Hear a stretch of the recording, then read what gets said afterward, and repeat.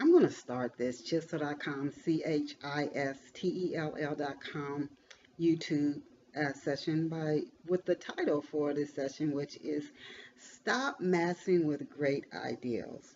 And this is a channel again for writers, people who love writing, and that great storytelling comes in so many forms. You have oral great storytelling, poetry, songwriting, stage plays, screenplays, nonfiction books, fiction books, magazine writing, newspaper writing. These are all stories, whether they are real life stories, things you hear about in the news, or they're based on real life because there's not a novelist alive that doesn't pull some material or a songwriter from real life. This is what this channel is for, to tell you about upcoming events, ways you can market online and offline, and improve and sharpen the craft of storytelling, particularly as it applies to writing. So again, keeping that in mind, keeping that in context, when I say stop messing with great ideals, if you're a writer, and some new writers struggle with it, and it can become such a problem that it can create writer's block. We know when it comes to trying to get what you want in life and what we think will bring us joy, you hear people say, remove the block.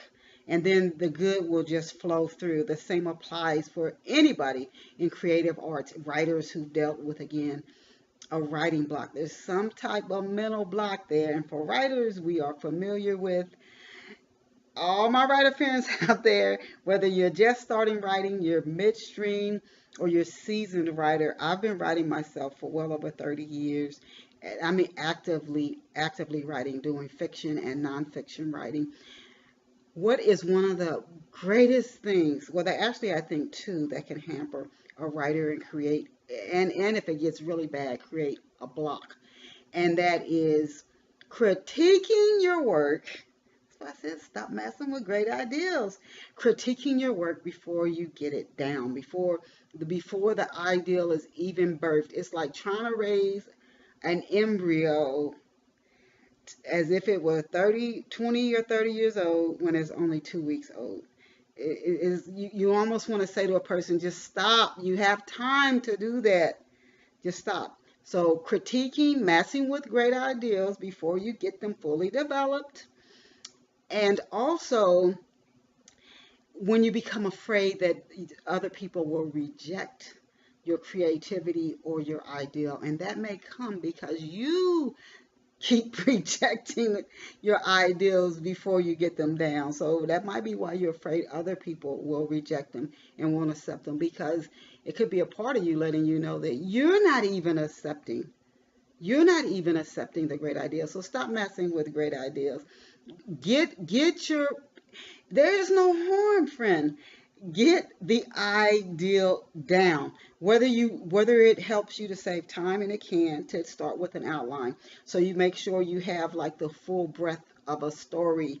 An outline is just an outline. You know the start. You know the numbers of characters you need, the types, their personalities. You want to have characters that, just like humans, they have positive traits and negative. They have some things they do that they're driven by fear, and some things they do that they're driven by love. So you want that full gamut in your character. So you get your outline, your beginning, where's the setting for the stories. Is you're going to stick to one location. You might set up a story. There was a TV show, and I can't remember the name of it, but it almost all happened in a bar, and it was a hit TV show. So where's the setting for your story? How many characters? What are these characters going to be like? What are some of the great 1 to 3 great struggles that your major character is going to deal with, and maybe two major characters? How is this going to climax at the end? You can put all that in an outline and then start writing.